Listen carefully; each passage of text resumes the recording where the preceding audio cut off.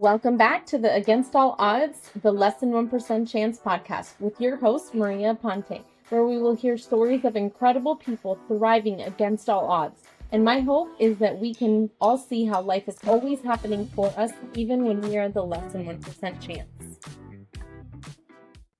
Hey, welcome back to Against All Odds, the Less Than 1% Chance podcast with your host, Maria Aponte.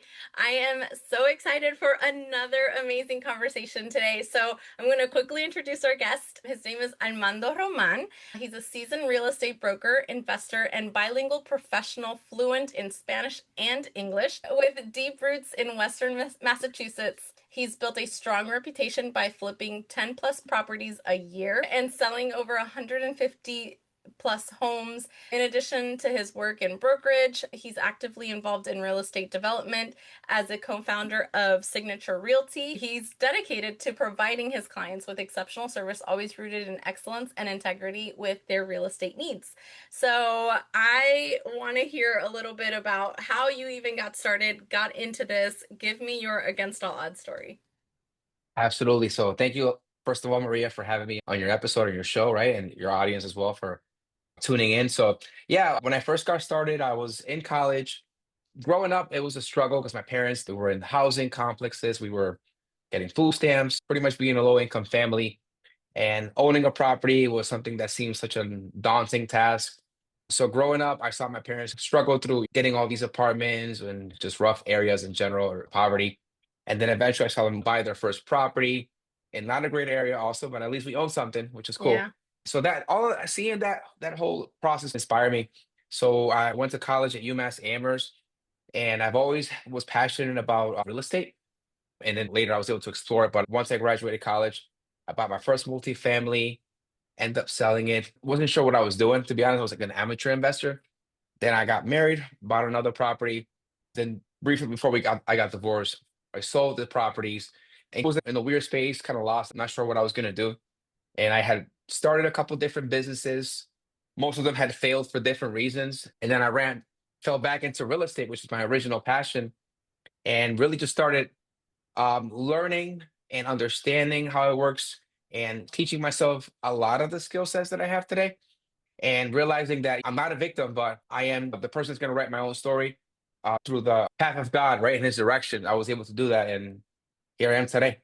That's amazing. That's awesome. I love that sometimes we just need redirects in life. I've had many in my life. So I definitely understand that. And I think that it's all in perfect timing. Like you had the taste for it, the passion for it, and it wasn't the time for it. Right, And then right. it came back to you when you were ready, when your soul was ready for that change. And when, like, I was explaining to you before we jumped on the recording that I started this podcast, and this is season 3, but I took a break, a year off, because it didn't, Nice.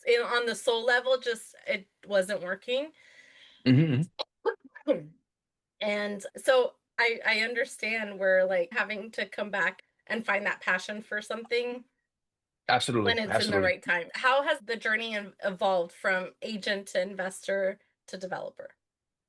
Sure, sure. So when I first started, like I said, I was pretty much just a landlord and buying properties. And at some point, like I said, when I got reconnected with real estate and landed back on the track of real estate, I met my current partner, Noah, and he started talking to me about the idea of buying multifamilies that are distressed, fixing them up, and refinancing, recover back our money, and renting them and keeping them. It's also known as the BRRRR strategy, which is buy, rehab, refinance. I'm sorry, rent and then refinance. It allows you to acquire properties as you're doing this. So that's how it pretty much started. And at some point, I realized that the realtors I was working with, I wasn't satisfied with how quickly they're responding or prioritizing us as clients. And we wanted to be moving quickly to secure these properties, these multifamily homes. So I got my real estate license at that point and realized that, okay, it's helping me individually, but who am I helping else in my community? And I realized that I can make money as well by helping others. So it seemed to be a win-win situation, which I'm big on.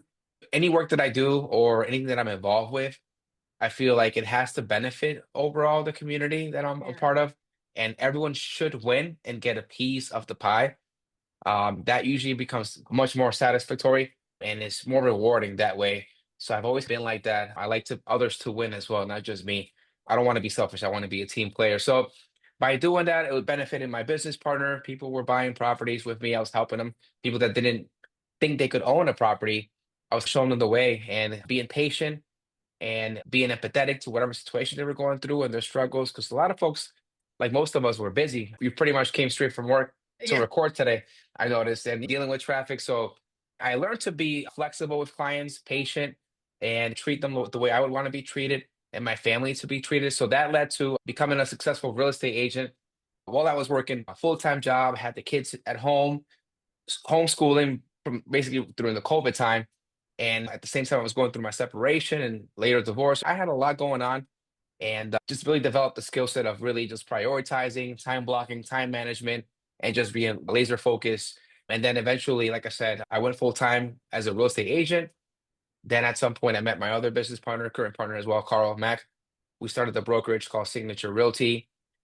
Started recruiting agents. Now we range anywhere from 32 to 40 agents at any Wow. given moment. People come and go, but yeah, and this is all I do full time. And it's funny because I'm a man of faith, and it does require faith. When sometimes you have to jump without knowing where you're going to land, but just have faith that in that jump, I guess, midair, that God's He's going to catch you and you're going to be all right. So it does require action and faith, and I've seen His hand work to my favor and to my family's favor and those around me.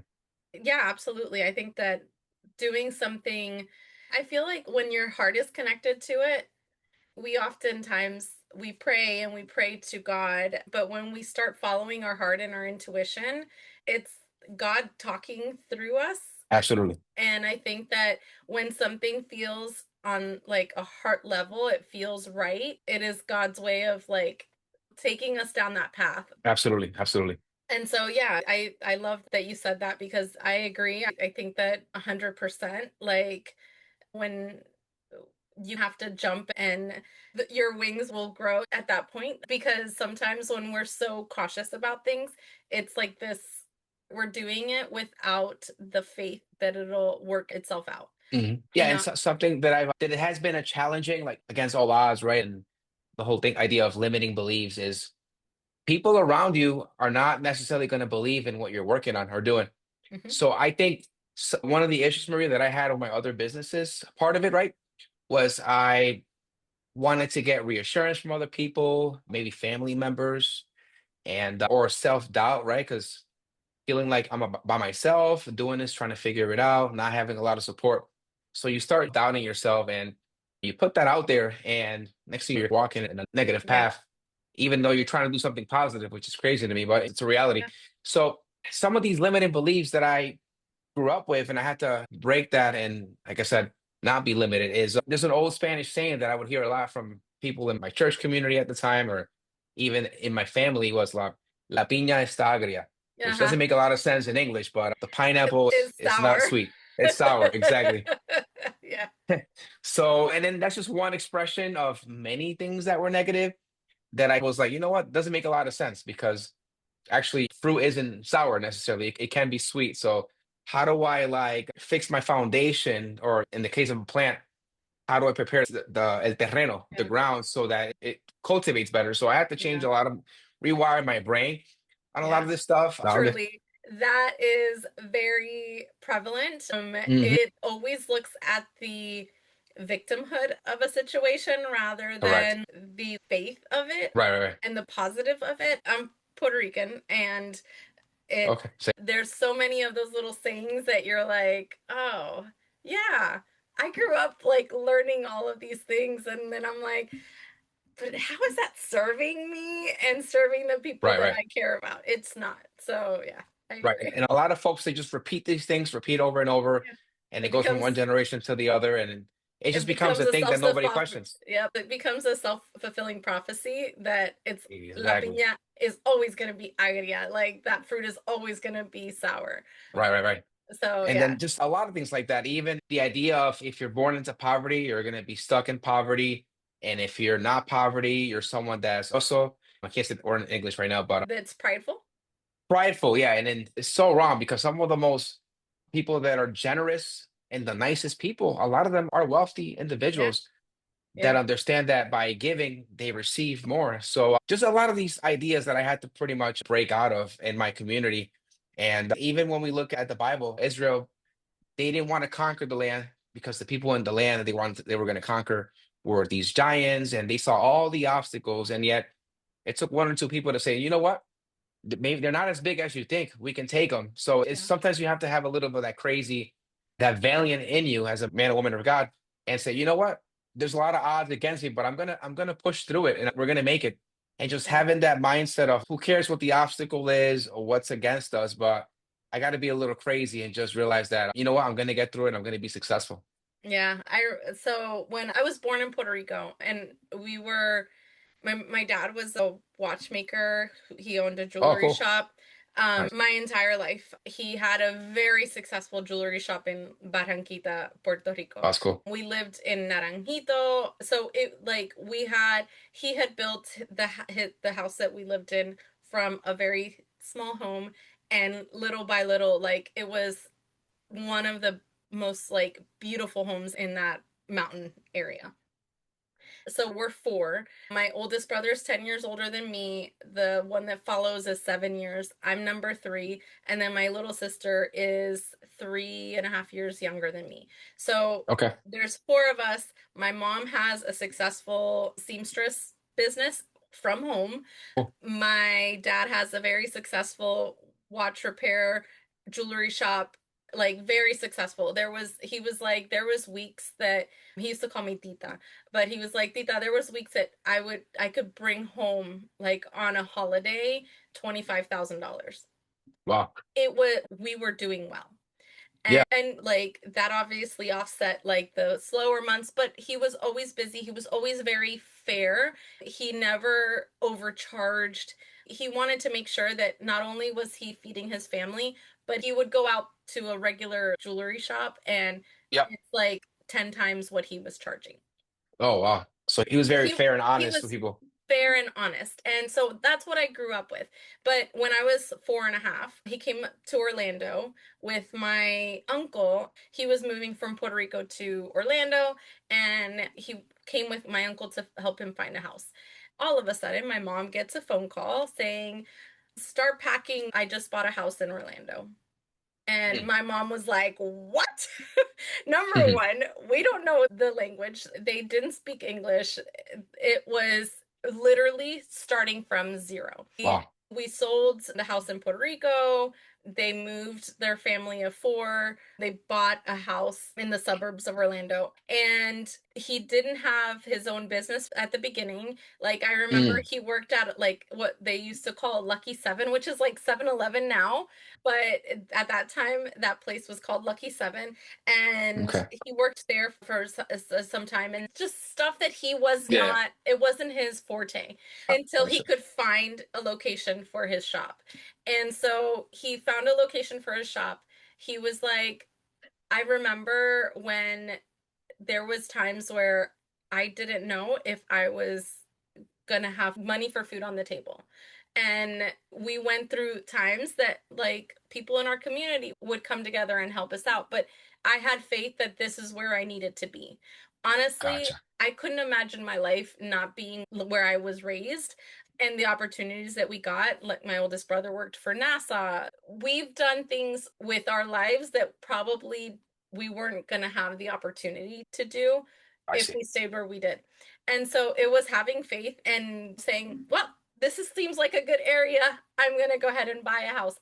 Right now, my mom still lives in the same home that they bought in 80, I think it was like 88, and it's evolved. It's like been renovated. She just redid her bathrooms, like all these Nice. amazing things. Before my dad passed away, he was like, he found a person to redo their kitchen and dining. Like the house has completely changed since I was raised there. Mm. However, it was having that blind faith of like, I just have the faith that this is the right thing to do, and jumping and it working out the way it did, and Right. having four children with successful careers and families, and all of that came from that blind faith that he moved from, a little town in Puerto Rico with a successful business to coming back and like starting from ground zero.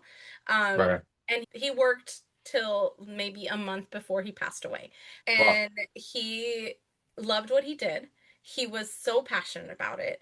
And he was so well known. He left a legacy that was absolutely beautiful. His celebration of life was full from front of the room to the back of the room because he left the imprint of his humble beliefs and humble faith, and it was just beautiful, but it was coming from a place of like complete blind faith gotcha, gotcha. He jumped right ahead and and almost trusted. almost like Abraham when he was called. He didn't know where he was going, but Yeah. he just followed the calling. One thing that I think I read it somewhere. There's a person that did like a study and interviewed a bunch of people that were like in their end of days, kind of like elderly, maybe in a nursing home, and what things they regretted or what things they wish would have been different. And I think the majority of people answered all the chances I didn't take, the risks I didn't take, the trips I didn't go on. It was all these experiences and just opportunities to like push boundaries or push yourself beyond that limit of what you think you're capable of doing and stepping out of your comfort zone. Nobody ever regretted material goods or other things that weren't, it was the simple things, spending more time with their family, their loved ones. So obviously when you're able to leave a legacy, when you're able to be in a position where you have the resources to give your family experiences similar to what your dad did, that allows to create better, more joyful moments. So that's something that I definitely aspire with my kids is to be able to give them memories, create, and not work just to survive, but work to have freedom, which I do enjoy now by the grace of God. And all these limiting beliefs that I was mentioning to you, and the Bible has a response to all of them. And the people just are always putting themselves in this like mental jail cell, like the world against you, the world is against me. So people say, "Oh, the world's against me." Well, Romans 8:31 talks about if God is for us, who is against us? As an example, people believing that they're born poor, they're gonna die poor, and again, not everything is like money. Obviously, scarcity does not let you live an enjoyable life, Yeah. and you can do more. And the Deuteronomy 8:18 talks about, hey, he gave us power to produce wealth. Like we have power, and a lot of folks they use their tongue to speak negative, and our words and our tongue has power behind it. Yeah. So if we're constantly speaking negative and cursing and speaking poorly to our children, which is horrible, or speaking negative to our friends and family, or having people around us that are negative speaking to us, that's not going to change your trajectory. And I think it's very important that we're conscious of who we spend time with, number one, what we're saying, what we're hearing, because that could be a big reason why you're not in a good place right now in your life. If you got to auto examine who is around me, who are the people closest to me, how are they living? Because again, another Spanish saying is, dime con quién anda y te diré quién eres. And it's Yeah. very true. And the American way would be, hey, you're the equivalent of the five closest people to you, or you're similar Yep. to them. So if the five closest people to you are negative, are not well spoken, they're always cursing, always talking about the victim mindset that you spoke about earlier, then you're going to become the sixth victim. And Mhm. at the end of the day, like I don't want to live a victim life. I want to Yeah. live a life of glory and of victories and go from glory to glory because I want to grow. Yeah, absolutely. And then also like surround yourself with people that you are not the smartest person in the room. Correct. Like, because the only way that you're going to always want to level up is when you surround yourself with people that are leveling up. So it's so important who you do surround yourself with. Absolutely. I love that. I love that so much because I feel like that is so if you're watching with your eyes to the podcast, I always have something purple. I have my hair is purple, you can't really tell, but Oh, I like couldn't tell you. but I always have something purple, and to me purple is this like radiant energy that Mm, I want to bring into my day every day. So everything that I like, I always have either like my purple watch or purple shirt or purple pants or something purple. And if not, my hair. okay. So I feel like part of the legacy that I want to leave, I have this lady at work and she is like shouted me out a few times and she's like, "You're my purple energy girl." And I love it so much because my whole office is purple. And when I walk down the hallways, I always have bright smile on my face because the energy that I'm putting out is what I'm gonna feel, right? So you're gonna attract, yeah, you're gonna attract Yeah. that same energy. Yep, And so absolutely. I want to always be in a place of like if I go to work and I'm like, oh, another day, whatever. And Hmm. it doesn't do us any good, right? It doesn't serve us, it doesn't serve other people. And so I, again, falling back on things that my dad always said, when you would ask him, hey, how are you, Manuel? He would say, elegante, buen mozo y guapo, como decía mi mamá. And so basically he was saying, I'm elegant, Elegant. I'm good looking, and I'm handsome, just like my mom would tell me. And so that it's on his gravestone. Like that's literally, Mm. it was the way that he greeted you always. And Wow. it was with the energy of like, no matter what is happening, he was leaving chemo, and the nurses would say, oh, thanks, Mr. Aponte. How are you today? I'm elegante, hermoso y guapo, like my mom would say. And so, like, he would always bring that kind of energy to every Mm. room. And I think that's part of, again, leaving that legacy, but has shown me that what energy I bring into the room is going to change the trajectory of who I surround myself with, who I attract, what I accomplish in life, who Amen. I can serve. That's the legacy that I want to leave because that's what he left me. Absolutely. I think it's something that we can control, right? So there's Yes. so much out of our control in life. And Hmm. the one thing that we can control is what we're giving out to the world and how we're presenting ourselves and the place where we come from in gratitude and how we present ourselves to Yep. everything else. That is what we can control. And Absolutely. I think that that's the opportunity that we have every single day.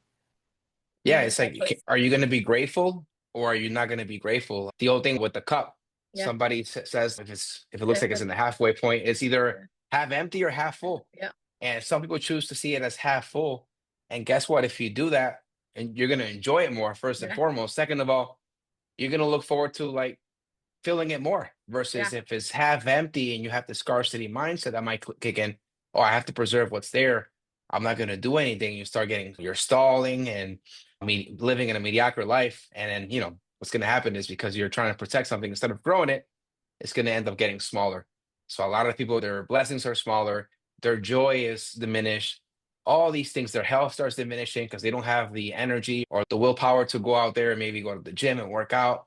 It just affects so many areas of our life. And then mental health is such an important thing that I'm always mindful of, especially now that I'm entering into my 40s now, Yeah. is I want to make sure that my mind is sound and that I keep myself active, not just with the work, but also my mind active and positive and moving forward. Because the minute you stop moving forward, you start actually like falling behind. And I don't want to go backwards because even being still, you're falling behind because the world's moving forward. You got AI now, you have all this technology, you Mhm. have all these younger generations that are hungry, ready to take over.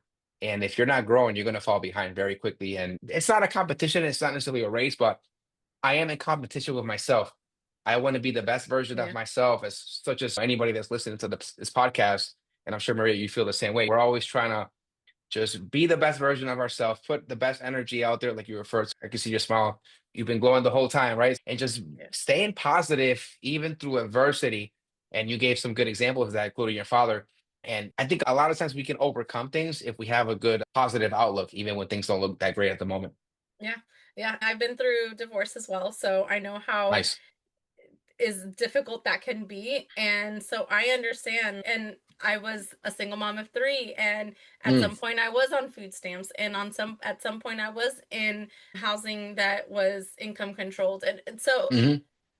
or income based. I have been in those situations and have I feel grateful that I had the opportunity to understand that I can still get myself out of that.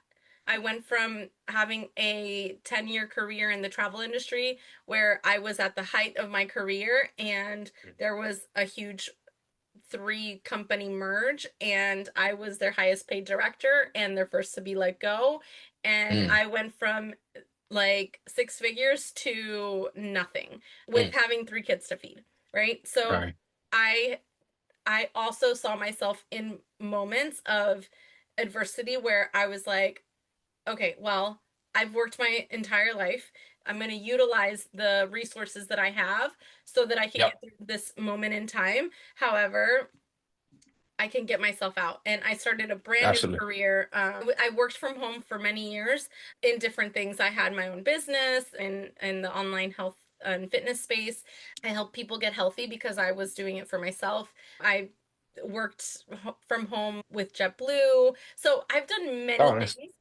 And then after my dad passed away, we used a hospice company, and I felt like the last 13 days of his life, because I played such a big role in caretaking for him, it really just it was such a blessing, right? Mm. They what they were able to provide in that short period of time was such a blessing, and I was able to fully focus on my dad and my mom and my family in that time period.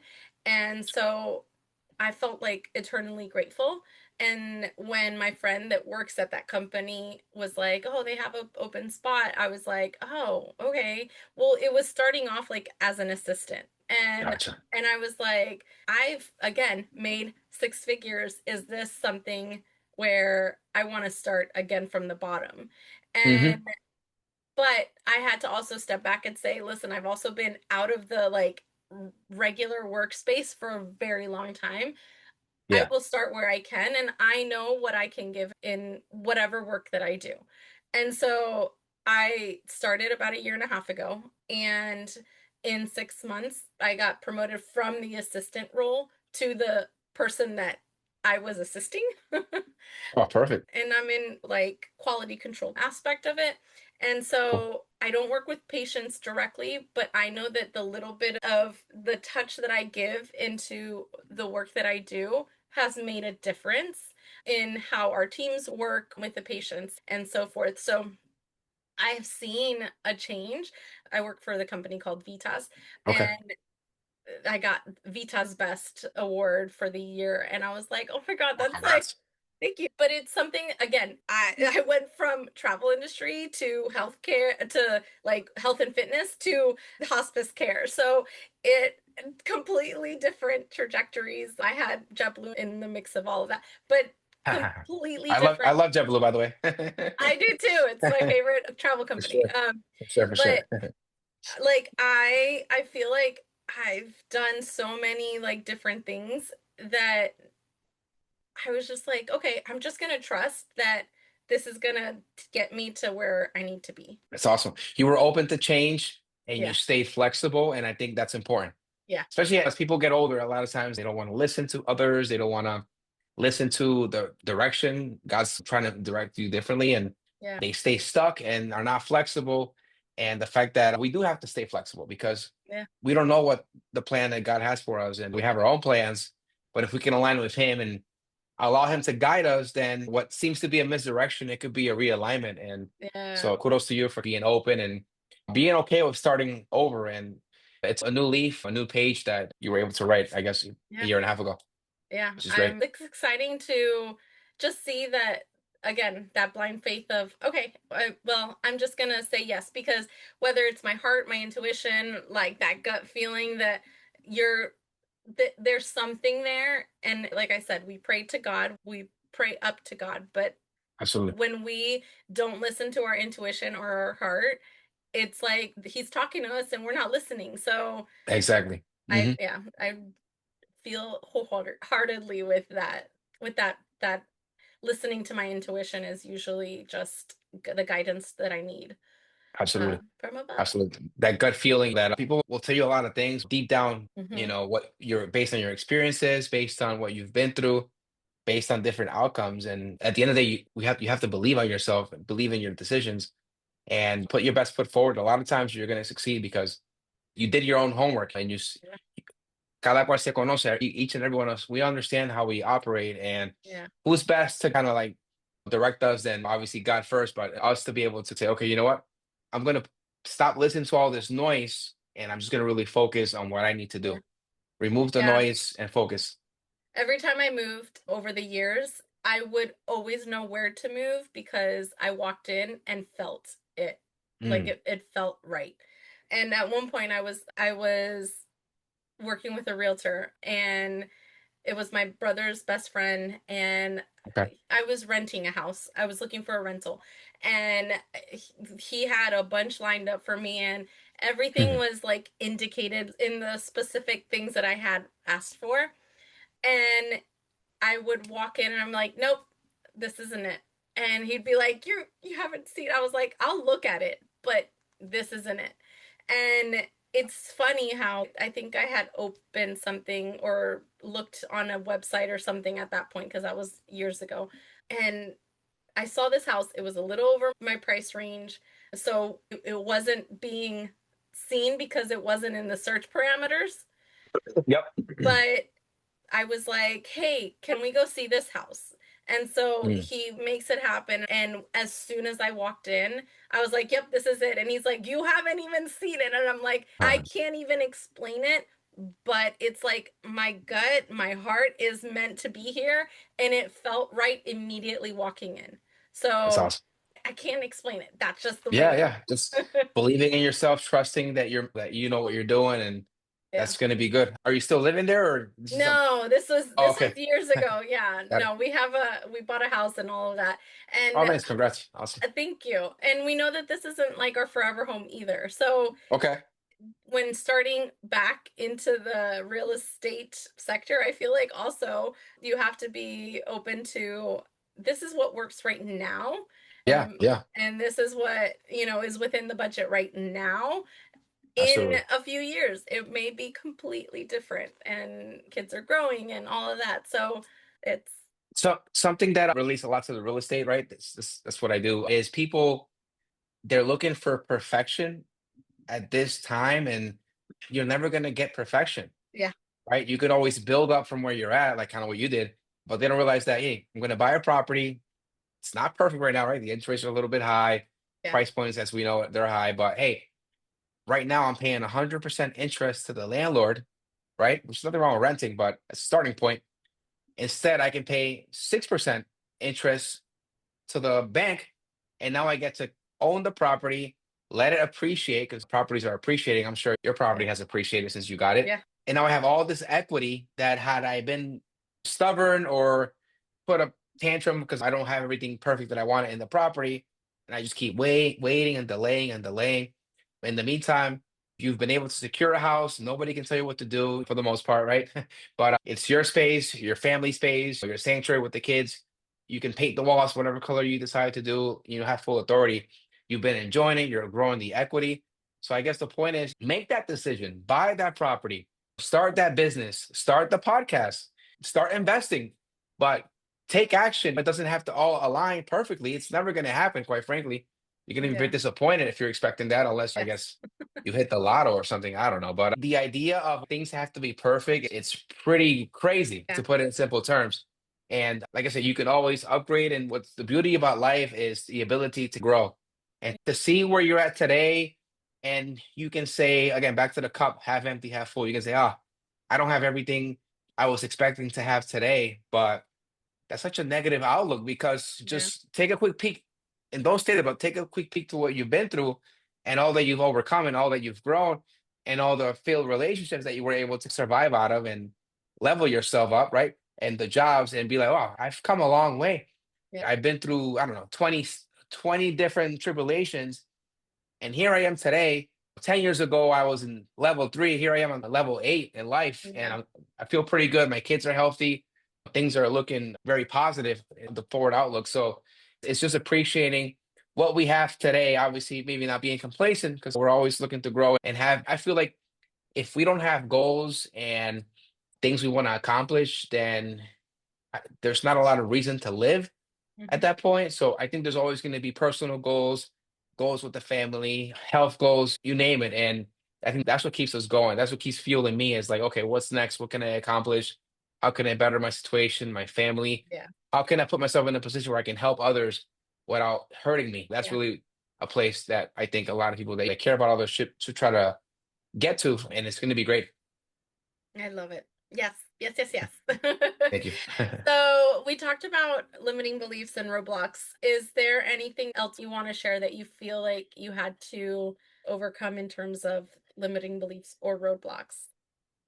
Yes, I think the biggest piece was like not knowing and not having a mentor. So I think if the 41-year-old version of me was to give advice to, I don't know, the 18, 19, 20-year-old version of me, or even the 25-year-old version of me, just a younger version of me, I would say find a few mentors, like real mentors, people that aren't just talking the talk, but they actually have walked the walk or Yeah. walking the walk. And I think a lot of people, a lot of men, because I know a lot of men that they struggle with the pride or, oh, I'm too good to ask others to help. It makes me look weaker. No, it Yeah. actually makes you stronger. You're a Yeah. stronger person if you can accept, hey, I haven't figured everything out yet. I have a lot to learn. I'm only starting. Let me Yeah. find a good mentor or two mentors to help me avoid all these pitfalls, right? And falling and getting up, which is that's going to happen too. But there's a lot of things that can be avoided if we're open to the guidance. And I guess to the part to the limiting belief or the struggle that I had was no one in my family had really done what I've done and doing at this level. And now there's people around me that are at a similar level, if not higher than me. It's going blindly at it, trying to figure things out, even when that shouldn't have always been the case. I could have found a mentor. So I guess a good takeaway for the audience is whatever it is that you want to accomplish or whatever goals you have, find someone that you can reach out to, someone that organically and generally you can connect with that is where you want to be at or has done things that you want to accomplish and try to add value to that person because a lot of times we just want to take Hmm. and I see a lot of people struggle with that. They want a lot but don't give anything in return. I think it should be a mutual beneficial relationship even this Yeah. person's at a higher level but there's other areas that you can help and Yeah. be a resource. In real estate, a lot of people want to flip houses, they want to invest. And I always tell them, hey, show effort. Have you listened to any podcasts? Bigger Pockets is a good one for real estate. Have you read any books? Have you done any research? Have you tried to put together a business plan about flipping houses? Have you done anything? And then, second is, how can you bring value to me? Because I have to tell them this because they're always going to hit this roadblock where no one's going to be willing to help them because they don't have the skill set to do that. Because even socializing and networking, it's a skill. Yeah. It's a skill that you have to be good at it and to master it. Again, in the general way, not in a way that you're manipulating people. So I have to teach them, hey, when you need something from me, you have to bring value. So as an investor, go try to find a deal and say, hey, Armando, I have this deal. I don't know what I'm doing. Right now with this deal, I really can't do anything. I can't monetize it, but what if I brought you on and I learned the ropes from you and you and I mutually benefit from this deal? We'll work it together. I'm sure you're going to do most of the heavy lifting, Armando. But at the end, I brought the deal. We figure out the percentages, we split the profits. But now not only have I made money, I got a deal that I was able to learn from. I learned from Armando. I got free education. I still made 50%, whatever it is. I still made money. And now, if Armando likes the way I operate and work, now we can go from there Yeah. and grow more. Or at some point, I can venture out and do my own deals and keep more of the percentage of what I want to do. Maybe I can do both. I can do some projects on my own, but also still work with Armando. And again, it's just being open minded and understanding that this idea of like, I want to have 100% of this business or of this venture, it's really a limiting belief. Instead, if I can get 30, 40% of the watermelon versus 100% of the grape, the 30, Yeah. 40% is a lot, it's going to fill me up a lot better than the Yeah. small little grape. I love that. Yes, absolutely. I love that so much. Thank you. So, what daily habits or rituals would you say have helped you get to the level of success where you are now? So the biggest thing, jumping from a corporate role or a government job like I had before, where everything's structured, right? Everything's pre-planned for me. They have systems, they have processes. The government definitely has that. Hmm. Working at Social Security for many years, is I got to the workplace and I was expected to do certain tasks by a certain time. I was expected to take breaks when they wanted me to take the breaks, and I was expected to deliver results. And I knew what the expectation was. So when I go from a structured place, having a boss, So now I'm self-employed and I'm my own boss. This idea of no accountability, it's destroys a lot of business owners and a lot of entrepreneurs. And so my daily role is, I say starts the night before. So tonight is planning ahead for the next day. What am I going to write down on a piece of paper or my phone, right in the notes? I'm going to put my schedule for the next day, or if it's Sunday night for the week or Monday, I'll do a couple days. I like the daily approach because I already have an idea of what I want to accomplish any given week or any given month. But the daily allows me to see on a more micro level, okay, what did I Yeah. actually accomplish today? I only did three things. That's not good. Tomorrow, I need to handle what was left behind from today. And I need to make, I don't know, 20 more phone calls. I got to call 20 more folks that might be on the fence of selling their house, for example, as a real estate agent. I'm going to call another five realtors that are in these companies where I see that their marketing is not great, but we have great marketing platforms. Let me call them, let them know, hey, when can we grab coffee? When can we sit down? Have you considered our brokerage at Signature? So just organizing, structuring my agenda so that I can hit the ground running at 8 in the morning once I drop off the kids to school. And I'm making calls on the ride too, but Yeah. hit the ground running. I'm not trying to figure out in the morning of or it's 10, 11 o'clock. What is it And that I need to do? exactly. So treating it as I am my own boss, but I need to hold myself accountable. So Yeah. that's some of the things that I do, and obviously creating systems and processes for my business. Yeah. It's like your old self taking care of your future self kind of thing.